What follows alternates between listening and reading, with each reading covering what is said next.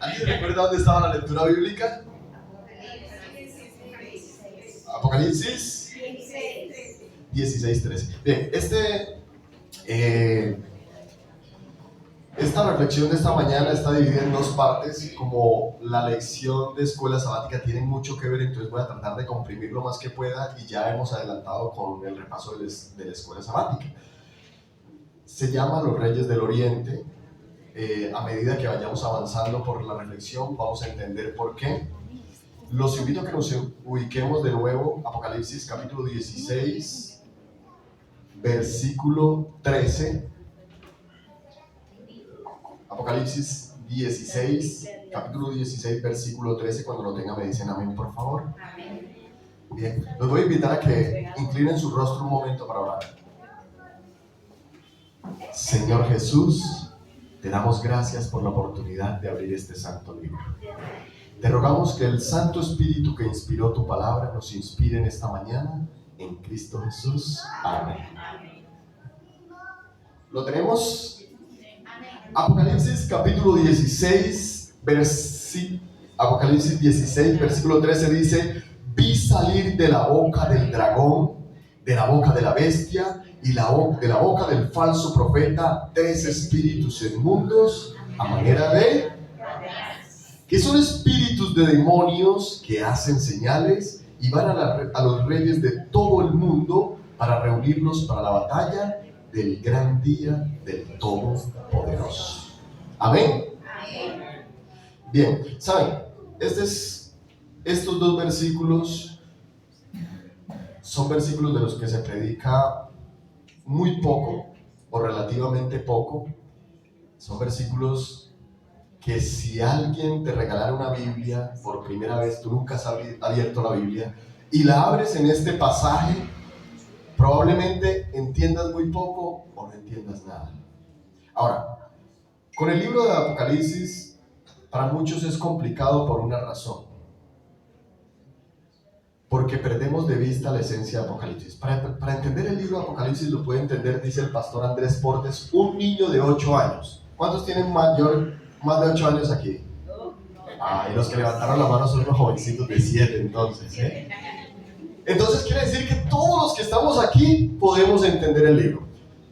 2 versículos. Si tú entiendes estos 2 versículos de Apocalipsis, entiendes todo el libro de Apocalipsis. Apocalipsis capítulo 1. Ahí mismo, vamos a buscarlo. Si entiendes Apocalipsis capítulo 1 y capítulo 1, versículo 1, y entiendes Apocalipsis 1:3, todo el libro se va a abrir para ti. Bien. Dice así, Apocalipsis 1, la revelación de quién? Que Dios le dio para manifestar a quiénes. Lo que debe suceder ¿cuándo? Y lo declaró mediante el ángel a su siervo. Entonces cuando vamos a Apocalipsis, ¿es la revelación de quién? ¿Para quién? Para nosotros. De lo que va a suceder pronto. Entonces, si tú vas a Apocalipsis a buscar reinos, a buscar cuernos, a buscar bestias, y te olvidas de Cristo Jesús, te pierdes en los cuernos, te pierdes en las bestias. Bien. Entonces, ¿la revelación de quién? Y ustedes saben que Cristo Jesús es el ser que quiere que tú le conozcas más. Entonces, increíble que un libro que es la revelación de la persona que quiere que tú lo conozcas sea difícil de entender. Bien. Ahora, segundo versículo para comprender. Apocalipsis 1:3. Bienaventurado ¿quién es? De esta profecía. Dichosos los que la oyen y guardan lo que está escrito en ella, porque el tiempo está cerca. Entonces, es un libro con la revelación de Cristo Jesús, dirigido a nosotros. Y es una bendición estudiarlo y escucharlo. Entonces, ¿por qué ha de ser difícil? Bien, entonces, con esto en mente, vamos a buscar a Cristo Jesús en estos versículos. ¿Les parece? Amén. Vamos a buscar a Cristo Jesús en Apocalipsis 16, 13 y 14. ¿Y a quién más debemos buscar? En estos versículos, teniendo en cuenta lo que acabamos de aprender en este momento. Es la revelación de Cristo hacia Entonces debemos buscar a dos personas importantes, a Cristo Jesús y a nosotros en estos dos versículos. Si tenemos esto en cuenta, los pasajes se van a abrir como se abre una puerta ante nuestra mirada. Bien, entonces vamos a iniciar. Apocalipsis, regresemos de nuevo, Apocalipsis 16, 13 y 14.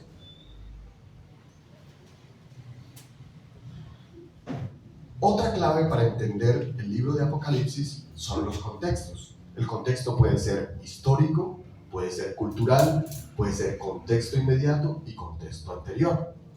El contexto anterior sería el versículo o el capítulo anterior para entender la línea de tiempo, el lugar donde se está desarrollando el texto.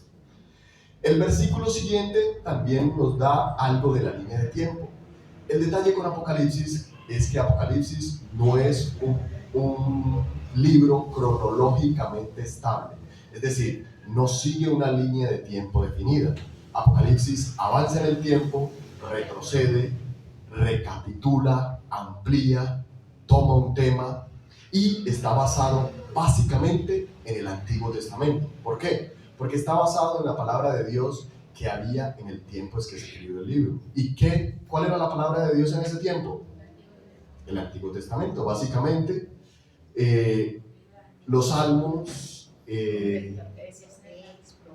sí, entonces todo el Antiguo Testamento. Bien. Ahora, regresemos, Apocalipsis 13 y 14. Cuando estén ubicados ahí me dicen amén. Amén. ¿Me ayudan? Y salir de la boca del dragón, de la boca de la bestia y de la boca del falso profeta, 3 espíritus inmundos semejantes a ranas. Son espíritus de demonios que hacen señales y van a los reyes de la tierra y todo el mundo para reunirlos para la batalla de aquel gran día del Dios Todopoderoso. Ok, si se viene una batalla, eso quiere decir que estamos en guerra. Ok, ¿y qué debemos hacer cuando estamos en guerra? Estar tranquilotes viendo las series de Netflix, de Disney Plus. No. Hay que estar ¿cómo? Preparados. Bien. Ahora, decíamos, vamos a buscar a dos personas muy importantes en estos textos. ¿A quiénes? A Jesús y a mí. Bien. Vamos a empezar entonces a descifrar los símbolos que hay en el libro. ¿Cierto? Ahora, se menciona un animalito aquí en los dos versículos. ¿Qué animal se menciona? ¿Por qué se menciona rana? ¿Por qué no palomas? ¿Por qué no serpientes? ¿Águilas o leones? ¿Se lo han preguntado? Porque son muy feas. Entonces los feos no tenemos derecho. Hablemos de la rana. Ok. Cuando un libro lleno de simbología como Apocalipsis pone un animal, es porque es importante. O sea, si algo está en la palabra de Dios es importante. Si está en el libro de Apocalipsis es muy importante. Entonces, al final del sermón vamos a ver por qué son ranas y no otros animales. Y qué relación tiene contigo y conmigo. ¿Bien? Ok. Entonces vamos a estar pendientes para no perder el hilo. Ayúdenme, vamos a desarrollar el tema juntos. Vamos a buscar los símbolos que hay en estos dos versículos. Ayúdenme. ¿Qué símbolos hay? Bien. La boca del dragón, la boca de la bestia. Ayúdenme, yo esta mañana los veía participando acá en el repaso de la lección. Dragón. 1, ¿está bien? Bestia, falso profeta. ¿Qué más? Básicamente los principales son dragón, la bestia y el falso profeta. Estos 3 poderes, dragón, bestia y falso profeta, hacen parte de un lugar que Apocalipsis llama dragón, bestia y falso profeta. Un poder que se llama ayúdenme, lluvia de ideas. ¿Alguien? Falsas doctrinas, Sí. ¿Dónde están las falsas doctrinas? ¿Un lugar específico? ¿Se menciona mucho? Empieza por B. Babilonia. ¿Por qué Babilonia es la contraparte del pueblo de Dios? Bien, no me dejen solo acá porque me aburro. ¿Ok?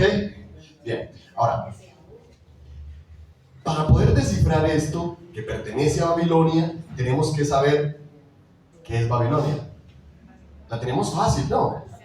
¿Por qué la tenemos fácil? Porque venimos hablando de Babilonia y de Babilonia. ¿Dónde encontramos a Babilonia en la Biblia? La primera vez. En la Torre de Babel. Génesis capítulo 11. Vamos a buscarlo, por favor. Génesis capítulo 11, versículo 1. Vamos rapidito.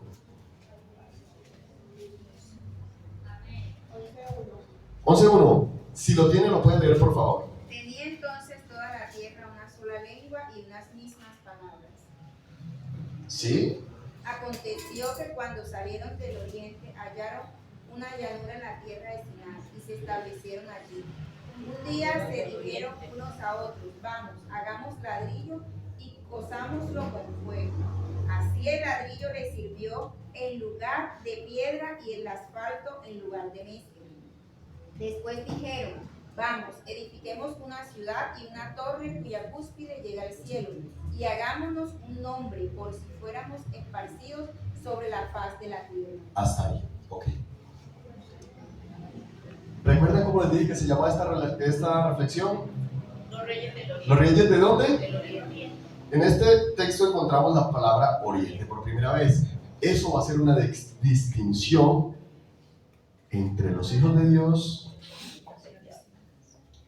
Pues el diablo sí, pero entre Babilonia, vamos a ponerlo así para no ser tan extremistas hasta mañana. Bien, vamos a aprender la primera cosa aquí rapidito que no se te vaya a olvidar nunca más. Bien, ¿cuál era el idioma original de Adán y Eva? ¿Cuál era el idioma original de Adán y Eva? El español. Ahora, vamos a leer con detención este texto y tú mismo vas a descifrar cuál era el idioma de ellos. Rapidito, dice así: había entonces en toda la tierra una sola lengua y unas mismas palabras. ¿Van conmigo? Cuando los hombres salieron ¿de dónde? Hallaron una llanura en la tierra de Sinar y se establecieron allí. ¿Cuáles hombres salieron del oriente?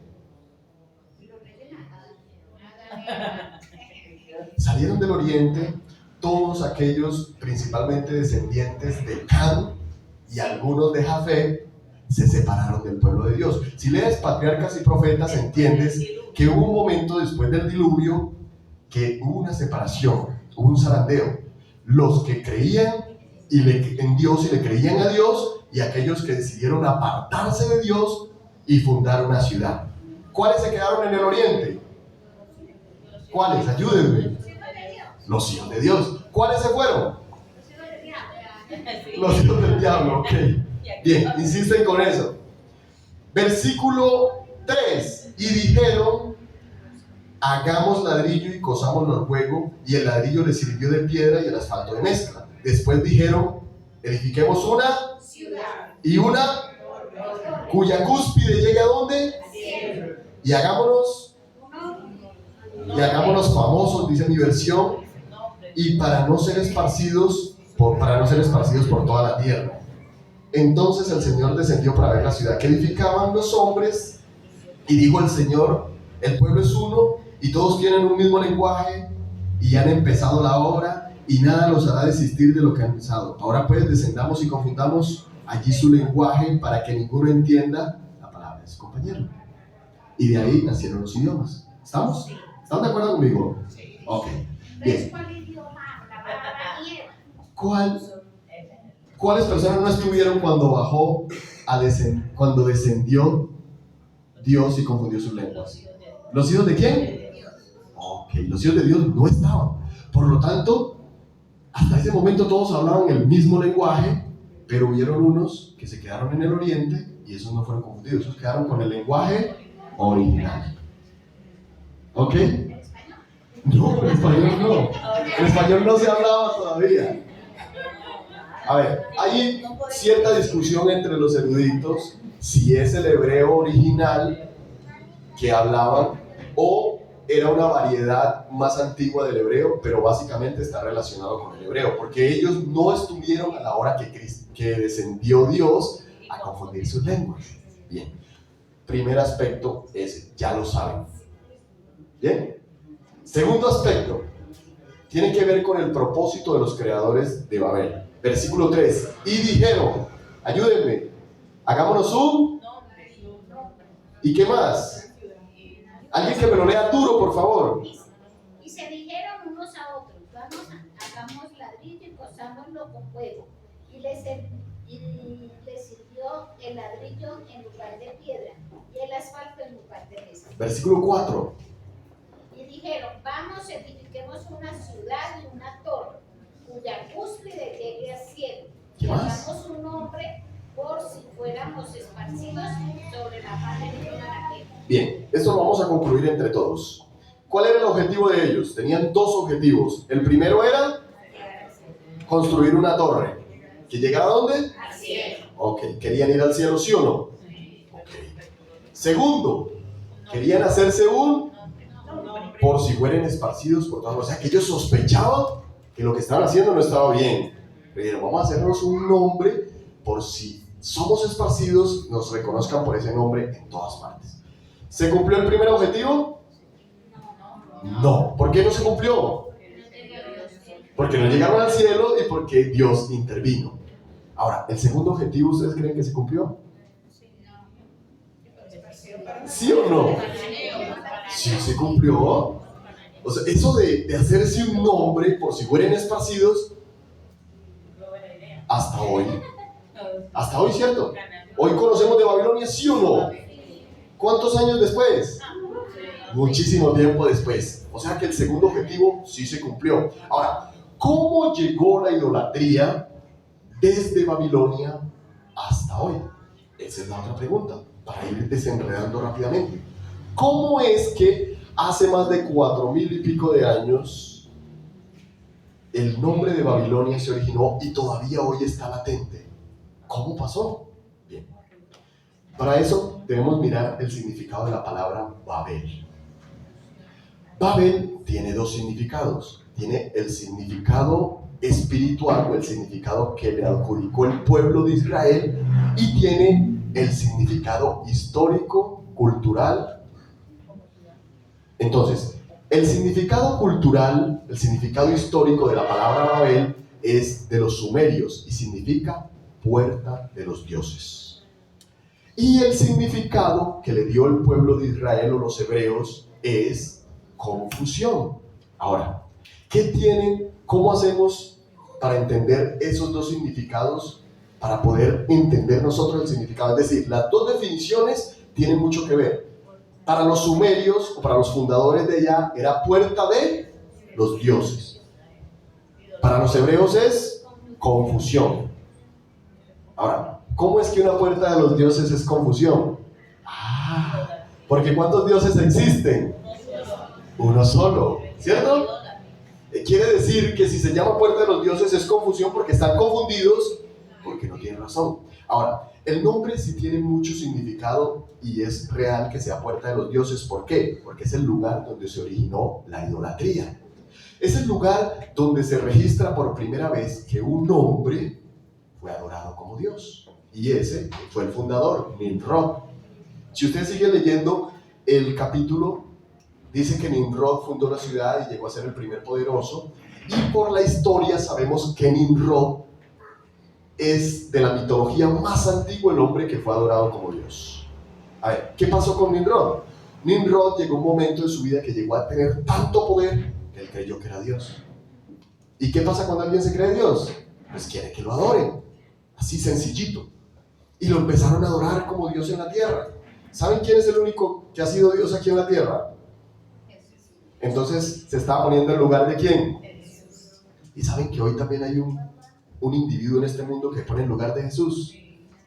Y también está en un lugar llamado Babilonia, espiritualmente. Bien, entonces, miren desde dónde viene la idolatría. ¿Qué pasó con Nimrod? Pues Los dioses mueren, un dios puede morir, Pero no era Dios. pero él no era Dios y se murió. Ahora, cuando él se murió, su esposa estaba muy joven todavía, Semiramis. Y entonces, como se cayó el teatro de que era Dios, porque los dioses no pueden morir, ella en una ocasión, en un festival de la fertilidad, pues en los festivales de la fertilidad tenían acostumbrado a dormir con varias personas. Como ella era la reina y era diosa, porque si era la esposa de un dios, ¿qué era ella entonces? Diosa. Entonces, quedó embarazada. Eso lo pueden buscar en Google, es histórico. Al quedar embarazada, quedar encinta, se le ocurrió una historia.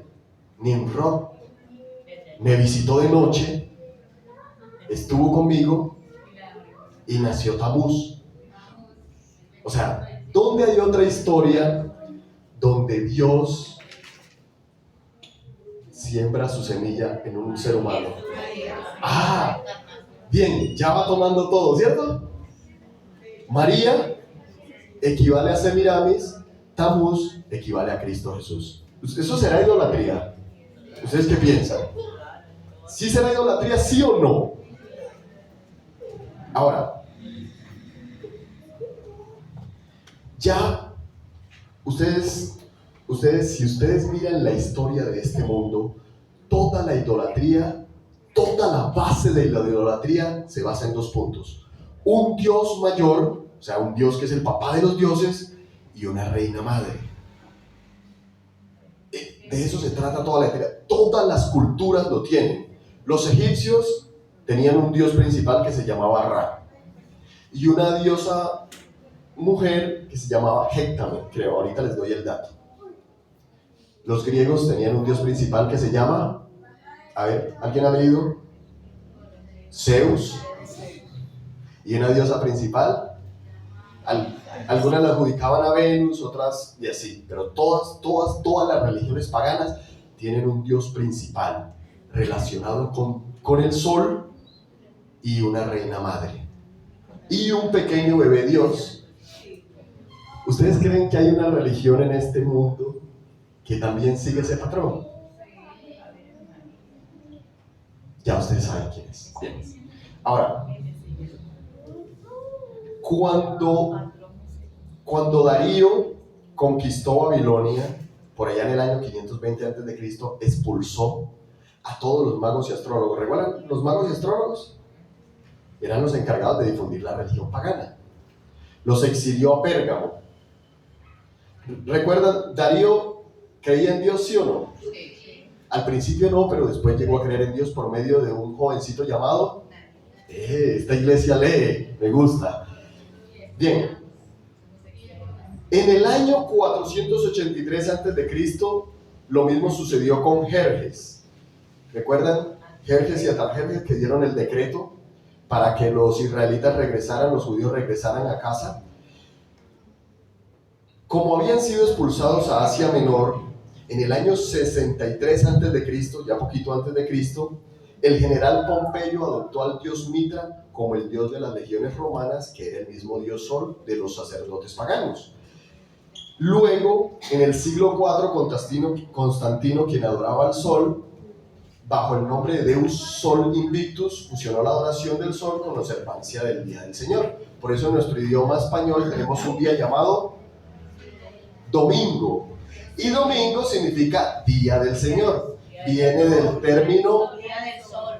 No, ojo, no se equivoquen. En español domingo significa Día del Señor. Viene del término Deus, que significa día, y viene del término Dominus, domingo, dominio y del Señor. Ahora, por esta pequeña confusión hay un versículo que dice: estaba yo en el Espíritu en el día del Señor. Entonces la gente dice: estaba en domingo. No, porque el día del Señor es ¿cuál? Ok. Pero entonces las iglesias protestantes tienen, por esta pequeña confusión, no en inglés el domingo se llama Sunday, que significa literalmente Día del Sol. Bien. Ahora, ¿cómo llegó toda esta idolatría hasta el día de hoy? ¿Qué pasó cuando el Señor esparció a los moradores? Se esparcieron también. Y adivinen qué religión llevaban. Pues la religión de Babilonia.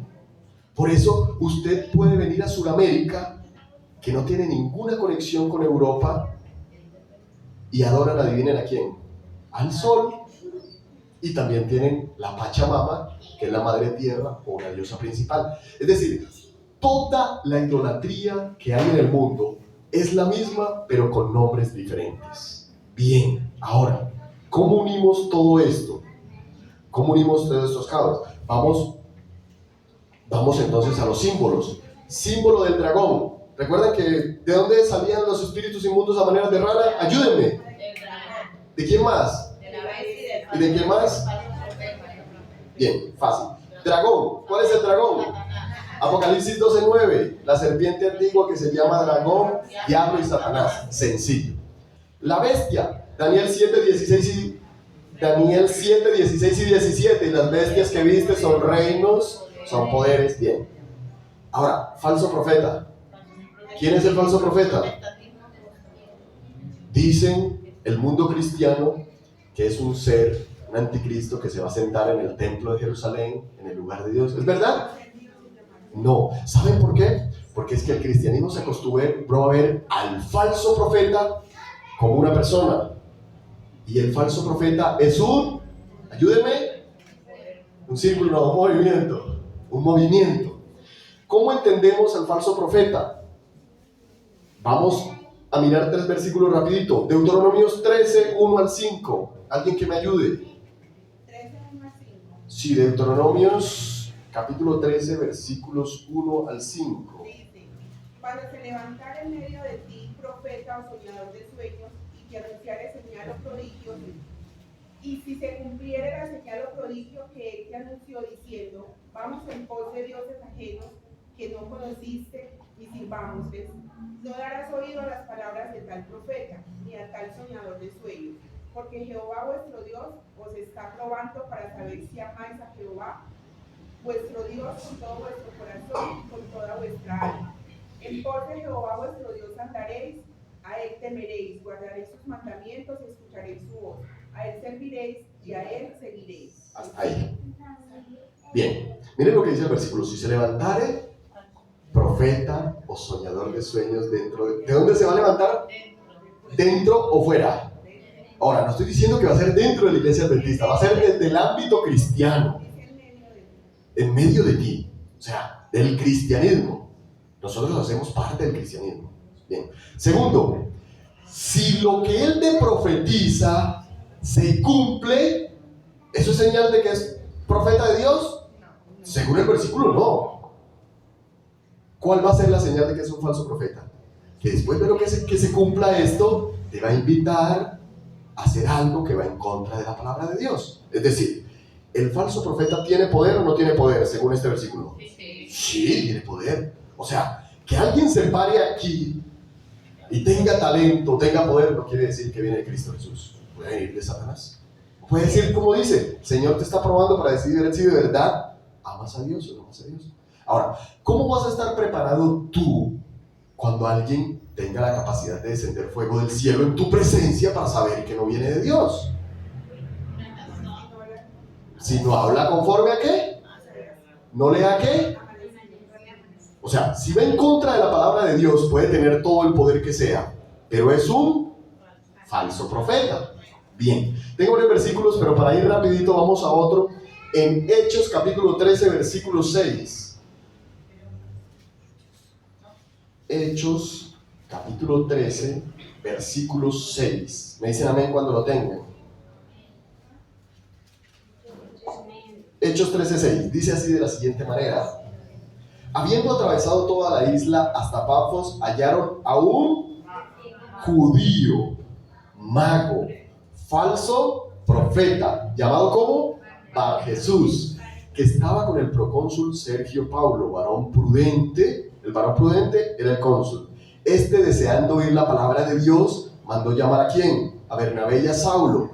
Pero Elimas, era el mismo Bar Jesús, que esto significa su nombre, mago, dice acá, se le oponía, procurando apartar al procónsul ¿de dónde? de la fe.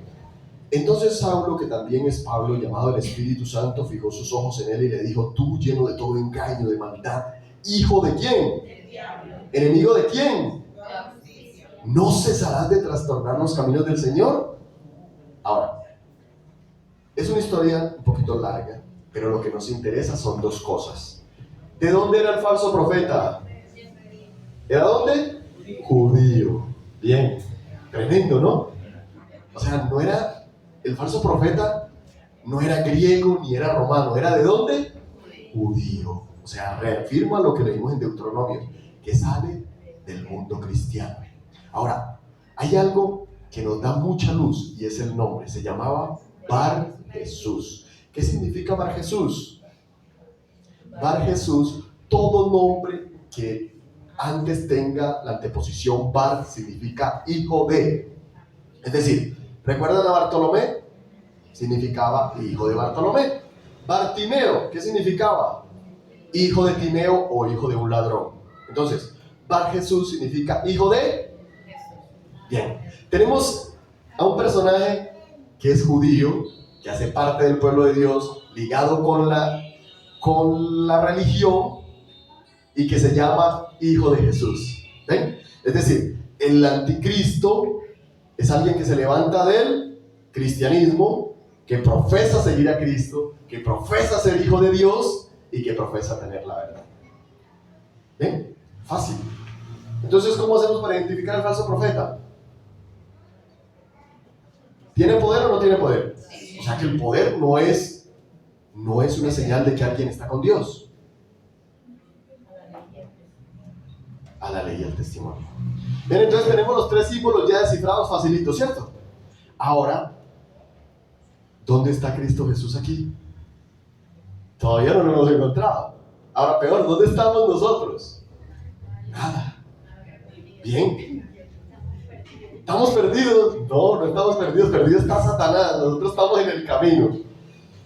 Para poder entender este versículo, pues vamos al contexto inmediatamente anterior. Apocalipsis 16:12.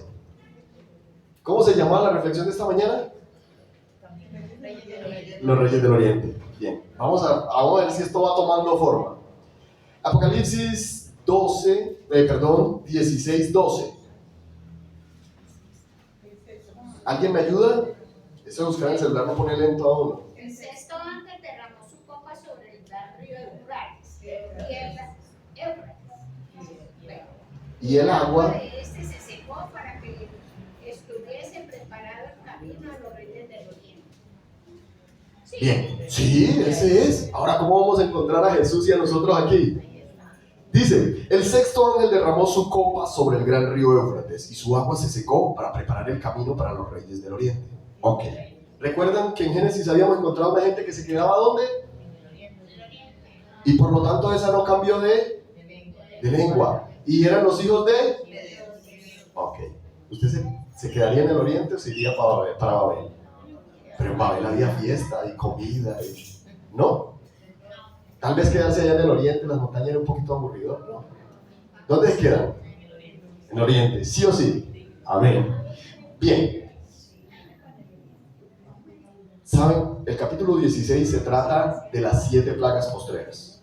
Ahora, ustedes dirían, si están cayendo las 7 plagas postreras, quiere decir que la gracia se ha cerrado. Porque para que a este mundo caigan las 7 últimas plagas, ya cada quien ha definido su situación.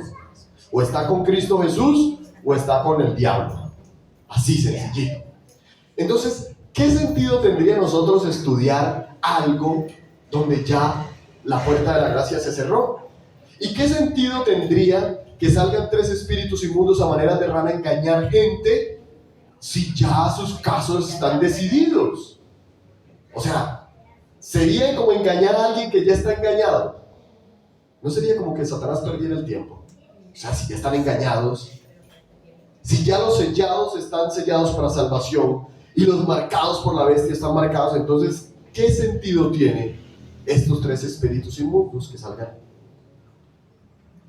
Lo que le decía, Apocalipsis no va en cronología correcta. Retrocede en el tiempo, avanza y tiene mucho que ver con el mensaje con el mensaje de los 3 ángeles.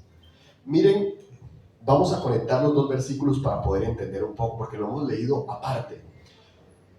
Apocalipsis 16:12. El 6º ángel derramó su copa sobre el gran río Éufrates, y su agua se secó, para preparar el camino para los reyes que vienen del oriente. ¿Qué sigue? Y la I quiere decir que están conectados los 2 versículos. Y vi salir de la boca del dragón, de la boca del falso profeta. Entonces, lo que pasa en el versículo 13 es la reacción de lo que ya pasó en el 12. Es decir, en el 12 se secó el agua, y a causa de la secada del agua vienen los reyes del oriente. Y como ya vienen los reyes del oriente, Satanás se prepara. Y entonces aparece el dragón y el falso profeta. O sea, es un contraataque de lo que pasó en el versículo 12. Ahora, ¿qué pasó en el versículo 12? Como saben que está bien lleno de símbolos, tenemos que descifrar rapidito los símbolos que aparezcan ahí. ¿Qué símbolos aparecen ahí? El ángel, ¿qué más? El ángel, el río Éufrates, aguas y reyes del oriente. Son los símbolos principales. Ángel, ¿qué es un ángel? Ángelos es la palabra griega que se utiliza. Nosotros cuando ángeles nos imaginamos un ser brillante con alas y con poder, pero me creerían si les digo que el hermano es un ángel. Ay, ¿a poco? Porque no lo ven con alas, entonces no me creen.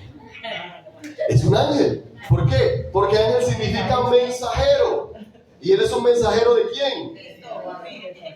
Entonces, ¿cuántos ángeles hay hoy aquí? Muchos. ¿Ya está pensado qué talla de ángel de alas le va a pedir a Dios? Vaya pensando, porque si usted está aquí dentro de la iglesia y todavía está pensando, ¿será que me voy a salvar? ¿Será que yo sí voy a ir al cielo? Usted está en el lugar equivocado. Si usted está aquí hoy es porque va a ser salvo en el nombre de Dios. No esté con eso. No se defraude usted mismo pensando todavía, ay, ¿será que yo sí voy a ir al cielo? Ay, ¿será que? No, usted está aquí hoy porque Dios lo llamó para salvación. Amén. Nunca dude del poder de Dios. Cuando usted duda que va a ir al cielo, está dudando del poder de Dios. Hay un versículo en Romanos 8:38 que dice que ni ángeles, ni potestades, ni nada creado nos podrá separar del amor de Dios. Y usted es creado, o sea que ni usted mismo se puede separar de Dios. Cristo Jesús vino a esta tierra a morir por ti y por mí, y te va a llevar al cielo. Así que no dudes de tu salvación. Tienes problemas, tienes un mal carácter, tienes una vida de pecado ahí guardadita que nadie sabe. No te preocupes, Cristo Jesús lo va a solucionar. Amén. Bien. Entonces, ¿cuántos ángeles hay aquí?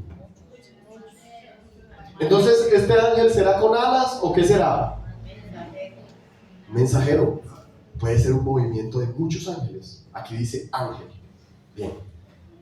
Derramó su copa sobre el gran río y su agua se secó. ¿Para preparar el camino de quiénes? ¿Aguas qué es aquí en profecía? Ojo, no se acostumbren, no se lancen tan rápido. Los símbolos tienen mucho que ver con el contexto. En este caso, si es muchedumbres, pueblos y lenguas. Pero en la Biblia los símbolos cambian dependiendo del contexto histórico inmediato. Ok, por ejemplo, les pongo un ejemplo. El león que representa en la Biblia. ¿Y a quién más? Ah, Satanás, el león de la tribu de la Judá, o puede ser el león rugiente. O sea que no se lancen así con el símbolo, deben entender primero.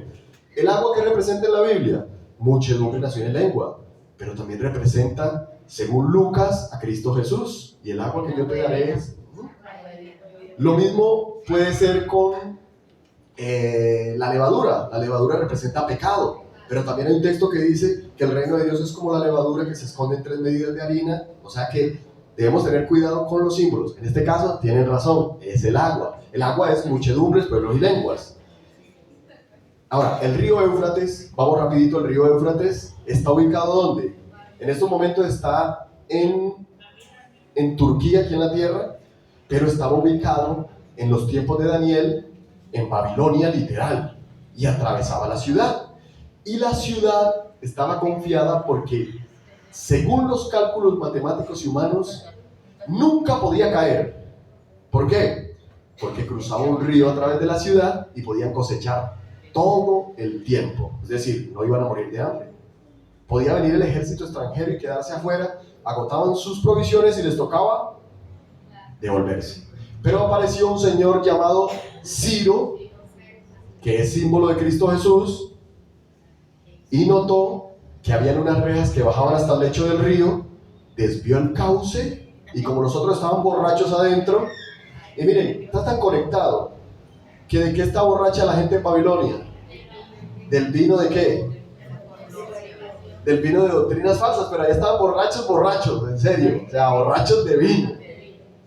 Esa misma noche entró Ciro por el lecho seco del río, y Babilonia cayó o no cayó. ¿Cómo va a caer Babilonia? Esta Babilonia. Cuando se seque. ¿Y por qué se va a secar la muchedumbre de gente? ¿Por qué se va? La palabra mensajera. ¿Y la palabra de Dios quién la va a dar? ¡Nosotros! ¿Ya aparecimos en el versículo, sí o no? ¿Cierto que sí? O sea, cuando nosotros prediquemos la palabra de verdad, con honestidad, con amor, no con ganas de ir al cielo. Todos quieren ir al cielo. Mire, yo les digo, salgan a un billar y pregunten a la gente si quieren ir al cielo y qué le van a decir. Y pregunte aquí si quieren ir al cielo. Obvio. ¿Cuál es la diferencia? La diferencia es que nosotros queremos conformarnos a la voluntad de Dios y que ellos también vayan al cielo. La diferencia del billar es que ellos quieren ir al cielo y no les importa si tú y yo vamos al cielo. Pero ustedes me creerían que hay cristianos aquí. ¿Me creerían? Les voy a contar un chisme. Aquí hay cristianos que quisieran ir al cielo y no les importaría si el otro hermano va al cielo. ¿Ustedes me creen ese chisme? Yo lamento venir acá a traer chisme. Puede ser que tú quieras ir al cielo y no te importe si más nadie va al cielo. ¿Y cómo sabes eso? Pues porque todos los días le pides perdón a Dios y que te ayude a ir al cielo, pero no haces nada porque otra persona se arrepiente y vaya al cielo. Entonces puede ser que Babilonia esté incluso hoy dentro de ti aquí en la iglesia y tú creyéndote uno de los 144,000. Ojo. Bien. Para confirmar eso de que nosotros estamos aquí en este versículo, tenemos que ir a una historia que se encuentra en Mateo capítulo 2, versículo 1. Vamos a ir finalizando. Mateo 2:1. ¿Quién me ayuda a leerlo, por favor? Cuando Jesús nació en Belén de Judea, en días del rey Herodes, llegaron al oriente, a Jerusalén, unos sabios. Cuando Jesús nació, ¿vinieron de dónde? ¿Unos qué? Saben que la palabra oriente ya la encontramos en Génesis, la vimos en 12 y este. ¿Quiénes eran estos reyes del oriente? Bueno, la palabra no dice reyes, dice magos. Eso, bien. Porque eso de reyes del oriente lo traemos de afuera, de los reyes magos. Que había uno que se llamaba Gaspar. Oiga, hermanos, ¿en qué parte de la Biblia dice eso? En la mía no aparece con nombres, ni dice que eran 3, dice unos magos. Hay algunos que pintan hasta uno negrito, a Melchor lo ponen morenito por allá. ¿Ah? Eso no es verdad. O puede ser verdad, pero es tradición. O sea, no está en la Biblia. No dice que eran 3 ni que eran reyes, dice unos magos. ¿Recuerdan un personaje que era mago que leímos ahorita? ¿Quién era? Ahora, ¿por qué en la misma palabra de Dios un ser negativo como Bar Jesús, que en realidad era un brujo, lo ponen con el mismo título de estas personas? Para que entendamos el término mago, mago significaba sabio. Pero podrían haber sabios de verdad y falsos sabios. Para que entendamos el término, hay 2 palabras modernas. Una se llama astrología, ¿la han escuchado? Y otra que se llama astronomía. ¿Cuál es la diferencia? Las dos son 2 profesiones, astrología y astronomía. Los 2 estudian las estrellas. Pero hay una diferencia. Los astrólogos estudian los cuerpos celestes para ver cómo inciden en el comportamiento humano, en las energías, en la suerte, en el número del chance, en si te vas a casar con el hombre indicado. Tú vas allá y le dices, ¿será que esta mujer con que estoy viviendo me conviene? Y ya tienes 3 o 4 hijos con ella. O sea, eso es la astrología. Es una variedad de espiritismo que usa los astros para determinar el futuro. Ahora, ¿qué es la astronomía? La astronomía son científicos que estudian las estrellas, los cuerpos celestes, para ver cómo incide en la Tierra, en el clima y en todo esto. ¿A cuál de los dos te gustaría consultar? Bien, entonces el mago Elimas era astrólogo, o estaba relacionado más bien con la astrología, con el esoterismo, con la brujería, con la hechicería. Y estos magos eran astrónomos, eran científicos, eran personas que estudiaban y además eran adventistas. Por eso yo decía, ¿cómo así? Si los adventistas surgieron después de 1844, ahora usted me va a decir, ¿sabían ustedes que en los tiempos de Jesús habían adventistas? Antes de que me apedreen y me saquen de acá, quiero decirles que la palabra adventista no es legítimamente de nosotros. Un adventista, según la creencia popular o según la definición del diccionario, es una persona que espera el advenimiento de un evento importante, de una persona, o del cumplimiento de una profecía, sea cristiana, sea budista, sea lo que sea. ¿Y a quién creen ustedes que esperaban los magos del Oriente? ¿Y a quién espera usted? Y no solo eso era el adventista, había un señor que se llamaba Simeón, que el Señor le había prometido que hasta que no viniera Jesús, él no moriría. ¿Era adventista o no era adventista? Y había una profetisa que también esperaba. Y había muchos que esperaban a Cristo Jesús, así como nosotros. Solo que ellos esperaban un cumplimiento, nosotros esperamos otro. Ahora, ya me puede decir, pues si esos magos del Oriente nos representan a nosotros, entonces, ¿qué tenemos en común con ellos? ¿Ellos esperaban a Cristo Jesús? ¿Sí o no? ¿Le buscaban? Sí, viajaron desde muy lejos. ¿Los dirigía la luz? Sí. ¿A ti te dirige la luz? ¿Estás esperando a Cristo Jesús? ¿Le estás buscando como lo buscaban ellos? Ojo, que puede radicar la diferencia. Ellos se tomaron el trabajo de ir a buscar a Jesús. En muchos casos Jesús nos ha buscado a nosotros. Pero le buscas todos los días. ¿Le buscas? Porque si le buscas, la palabra de Dios dice que lo encontrarás. Porque el que llama, se le responderá. El que toca, se le abrirá. Ok, bien. Ahora, ¿qué con estos reyes del Oriente? ¿Qué le llevaron a Jesús? Ayúdenme. ¿Qué le llevaron? ¿Qué le llevaron? Por eso, o sea que no habían podido. Uno le llevaba mirra, el otro oro y el otro. ¿Y cómo saben ustedes que no había uno que llevaba de todo también o los tres llevaban de todo? No. Tenemos ese católico aquí metido todavía, Pero es que puede ser que Las tradiciones de donde vivían, cada uno llevaba lo que producía. Muy bien, excelente, sí. Punto para la hermana. Bien, entonces, ¿qué mirra le ofreces tú al Señor? ¿Sí saben qué era la mirra? La mirra era un compuesto que servía para dos cosas. Para hacer medicinas, era la base para hacer medicinas, o para hacer perfumes. Ahora, si tú no le llevas sanidad a nadie, ni de oración, ni le tomas el trabajo de visitar a alguien para ayudarle, entonces tú no eres adventista. Tú no perteneces a los reyes del Oriente, a los magos del Oriente, ni a los reyes del Oriente, porque no estás haciendo lo que hacen ellos. La mirra significa sanidad. Puede ser sanidad espiritual o sanidad física. El incienso, eso está más fácil. No vuelvo si no me dicen qué es el incienso. Ayúdenme alguien. Quiero volver. Las oraciones de los justos son el incienso. ¿Y el oro? Isaías 13:12 dice así: haré más precioso que el oro fino al varón y más que al oro de Ofir al hombre. Entonces, ¿cuál sería el oro que le llevaríamos a Cristo Jesús? 13:12. ¿Quién es? No, pero ese no sería un regalo. Usted imagínese que cumpla años su esposa y le dice: mi amor, mira, te traigo yo. ¿Qué va a decir? Pues a ti te tengo todos los días aquí. ¿Ah? Eso no es ningún regalo. No, miren. Isaías 13:12. Haré más precioso que el oro fino. ¿A quién? al varón. ¿Sabe cuál sería el oro que llevaría a Cristo Jesús? Pues almas a sus pies. O sea, cuando tú traes una visita, eso equivale. Si quieren, péselo antes de traerlo. Si pesa 40 kilos, haga de cuenta que le trajo 40 kilos de oro al Señor. ¿Sería que la iglesia aquí en la colina recibe 40 kilos de oro de donación? Hermanos, cuando usted lleva almas a Cristo, ese es el oro que debe llevar. Bien, mis hermanos, vamos llegando al final ya. Ojalá hayamos aprendido algo.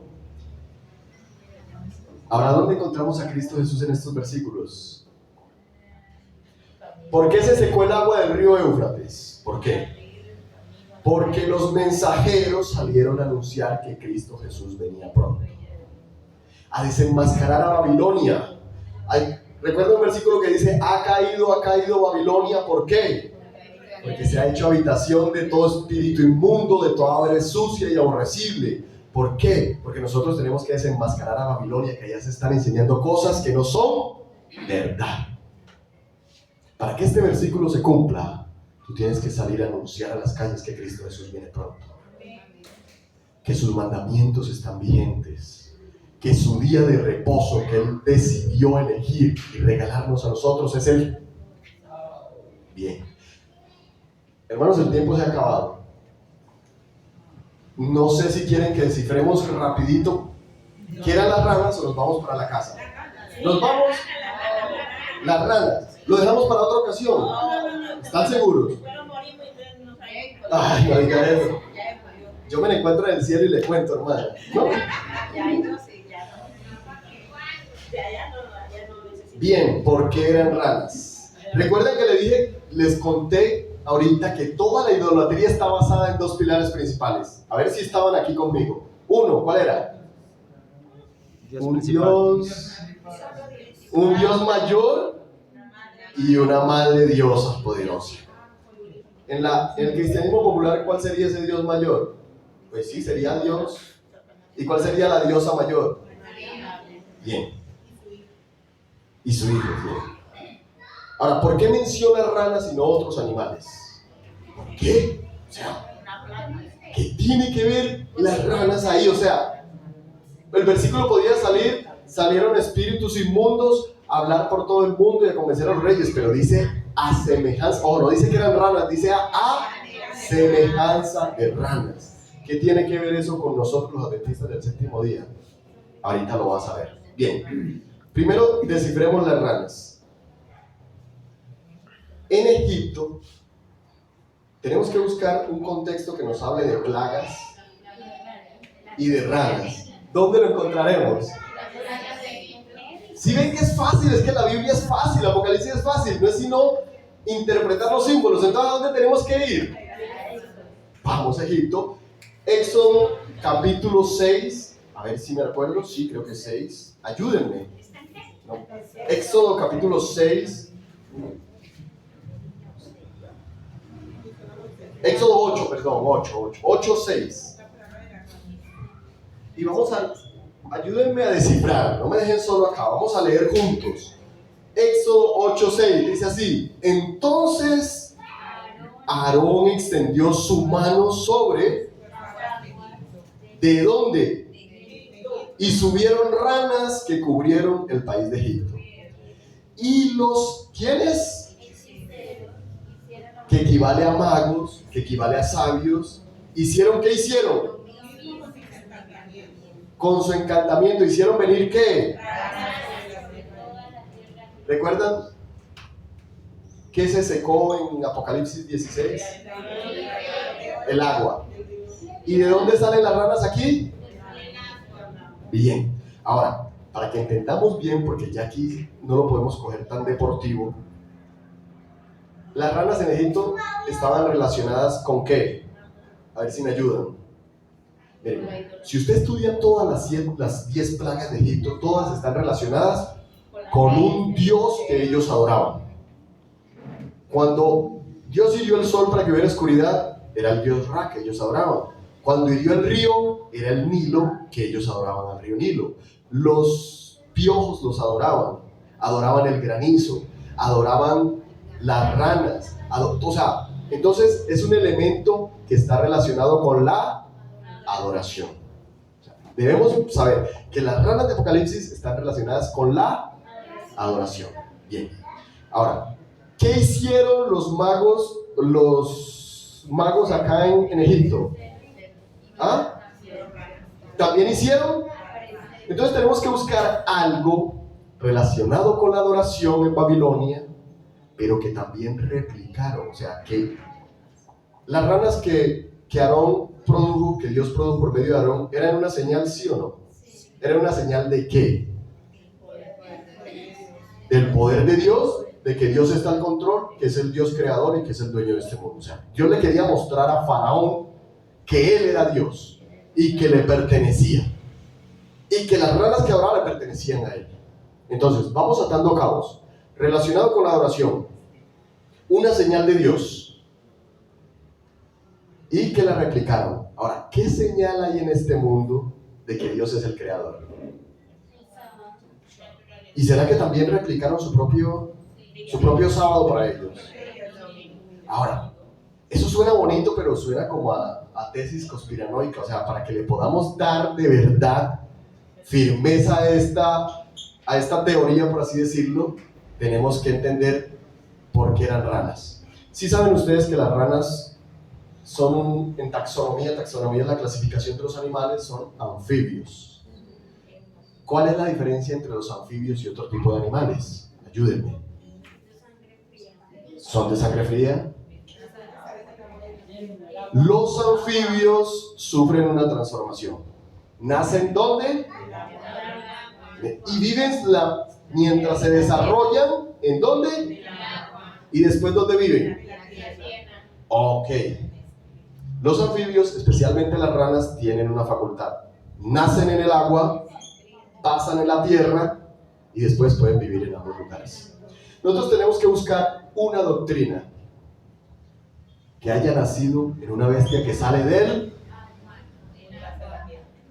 y después pase a una bestia que sale de ¿dónde? Y después viva en el mismo lugar, pueda vivir en el agua y en la tierra. ¿Cuál sería esa? Ayúdenme. ¿Está claro? ¿Nada? La doctrina del día de reposo en domingo. Nació en la bestia que sale del agua.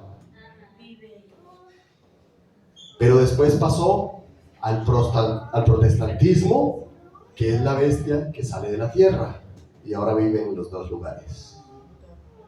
Entonces, hermanos, cuando usted salga, como los reyes del oriente, a proclamar que el día de reposo es el sábado, que el domingo es un engaño, cuando usted salga a desenmascarar a Babilonia, se va a cumplir Apocalipsis 16, 13, 14. El dragón, el falso profeta y la bestia se van a irar, porque las personas van a empezar a abandonar a Babilonia, porque usted y yo le vamos a contar la verdad a este mundo. Y cuando la verdad llega a un lugar, solamente hay dos opciones: o aceptas la verdad o cierras tus ojos y vives en la mentira. Entonces vendrán espíritus a manera. ¿Y de dónde salen los espíritus? Dice aquí, de la boca. ¿Y para qué sirve la boca? ¿Sí ven que está todo claro? ¿Lo habían notado? Bueno, entonces de ahora en adelante, ¿qué vamos a hacer? Vamos a ver Apocalipsis con mucha oración, teniendo en cuenta que Cristo Jesús te quiere revelar lo que está ahí y que además es una bendición.